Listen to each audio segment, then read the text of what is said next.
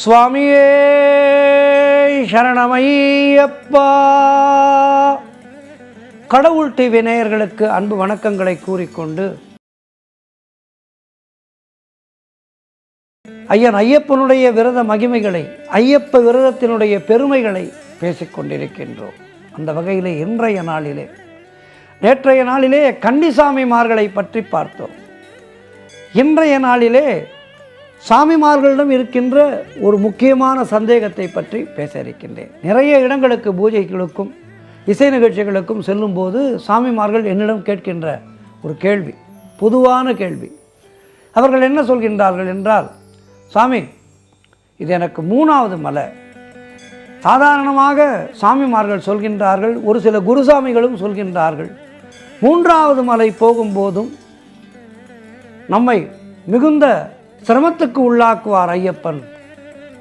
அது உண்மையாய் என கேட்கின்றார்கள். ஐயன் ஐயப்பன் கருணையே வடிவான ஒரு தெய்வம். அதனால்தான் நான் இசை நிகழ்ச்சிகளிலே கூட இந்த இருமுடியை சுமந்து வந்தேன் இரக்கம் இல்லையா என ஒரு பாடல் இருக்கின்றது. அந்த பாடலை நான் பாடவே மாட்டேன். இருமுடியை சுமந்து வந்தோம் இரக்கம் இல்லையா என ஒரு பாடல் இருக்கின்றது. அந்த பாடலை நான் பாடவே மாட்டேன். ஏனென்றால் ஐயன் ஐயப்பனை போன்ற ஒரு இரக்கமுள்ள தெய்வம் தேடினாலும் கிடைக்காது. நாம் இருக்கின்ற விரதம் என்பது அவர் சொன்ன வழிமுறைகளிலே 100லே 1 பங்கு கூட கிடையாது. இப்படி நாம் நம்முடைய விரதம் என்பதிலே மிகப்பெரிய அளவிலே பல தவறுகளை செய்கின்றோம். தவறுகள் செய்கின்றோம் என்றால் இன்றைய காலகட்டம் அப்படி இருக்கின்றது. உணவுக்காக வேலை செய்ய வேண்டியிருக்கின்றது, நமக்கு தொழில் நிமித்தம் நிறைய வெளியிலே செல்ல வேண்டியிருக்கின்றது. யாரும் மனதார தவறு செய்யவில்லை என்றாலும் நம்முடைய விரதம் என்பது பங்கமுள்ள விரதம்தான்.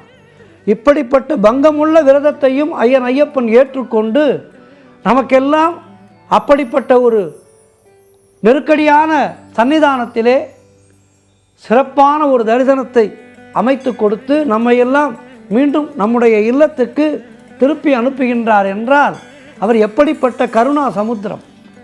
ஆகவே கருணையே வடிவான ஒரு தெய்வம் ஐயன் ஐயப்பன். ஆகவே ஐயன் ஐயப்பன் என்பவர் நமக்கு எப்படியும் சோதனைகளை தரமாட்டார். இந்த 3வது வருடம் மலைக்கு போகும்போது சோதனைகள் ஏற்படும் என்றெல்லாம் சொல்வது ஒரு அது அந்த குற்றச்சாட்டிலே எந்த விதமான சாரமும் இல்லை. ஆகவே சாமிமார்கள் அதையெல்லாம் நினைத்து அஞ்சக்கூடாது. இதைத்தான் முக்கியமாக நான் சொல்ல இருக்கின்றேன். அதை யாரோ எப்படியோ இதை தவறுதலாக சொல்லியிருக்கின்றார்கள், அதை நினைத்து கவலைப்படாதீர்கள். 3வது வருடம் என்பது சாதாரணமாக கச்சேரிகளிலே கூட இந்த தீர்மானம் போடும்போது 3 முறை தீர்மானம் வைத்து அந்த பகுதியை நிறைவு செய்வார்கள், தாளக்கட்டை நிறைவு செய்வார்கள். எது ஒன்றையும் நாம் சொல்லும்போது ஒரு 3 முறை சொல்லுவோம், புரிஞ்சுதா புரிஞ்சுதா புரிஞ்சுதா என்று கேட்போம். ஆக 3 என்பது ஒரு முக்கியமான எண். இந்த 3வது நிலை என்பது நம்மை அடுத்த நிலைக்கு எடுத்து செல்கின்ற ஒரு அற்புதமான படி. அதன் காரணமாகத்தான் 3வது மலை செல்லும்போது மிகவும் ஜாக்கிரதையாக நம்முடைய விரதத்தை நிகழ்த்த வேண்டும் என குருசாமிமார்கள் சொல்லி வைத்தார்கள். எப்போதுமே முன்னோர் சொல்கின்ற ஒரு கருத்தானது அதற்கடுத்து வரும்போது திரித்து சொல்லப்படுகின்றது. அப்படி திரித்து சொல்லப்பட்டது தான் 3வது மலை போகும்போது சோதிப்பார், மணிகண்டனாக போகும்போது மணி கட்டுவதற்கு சோதனை வரும் என்றெல்லாம் ஒரு தவறான அபிப்பிராயம் இருக்கின்றது. ஆகவே அதனை நினைத்து சஞ்சலம் கொள்ளாதீர்கள். குறிப்பாக 3வது மலை என்பது மணிகண்டன் மலை என்று சொல்வார்கள். அங்கு சென்று மணியை கட்ட வேண்டும். மணி மண்டபத்திலே நம்முடைய பிரார்த்தனையோடு மணியை கட்ட வேண்டும். இந்த மணியை கட்டிவிட்டு வந்து விட்டீர்கள் என்றால் நீங்கள் எந்த வேண்டுதலுக்காக அந்த மணியை கட்டி இருக்கின்றீர்களோ அந்த வேண்டுதலானது அடுத்த வருடம் 4வது வருடம் நீங்கள் மலைக்கு செல்லும் போது நிச்சயமாக நிறைவேறியிருக்கும். நீங்கள் செய்ய வேண்டியது ஒன்றே ஒன்று தான். 3வது மலை செல்லும்போது உங்களுடைய விரதத்திலே மேலும் கட்டுப்பாட்டோடு இருங்கள். முடிந்தால் 3வது வருடம் செல்லும்போது உங்களோடு வருகின்ற சாமிமார்களுக்கு ஏதேனும் ஒரு இடத்திலே அன்னதானம் வாங்கி கொடுங்கள்.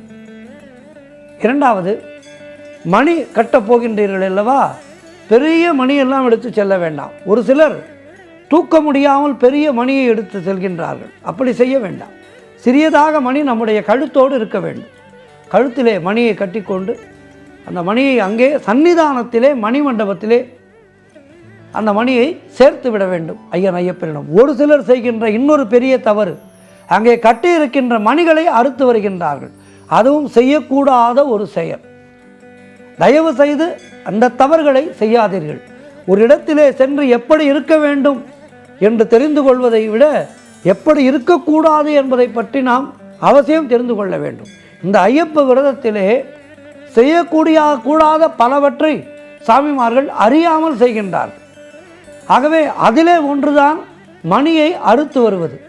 அந்த மணியை அறுத்து வருகின்ற செயலை தயவு செய்து செய்யாதீர்கள்.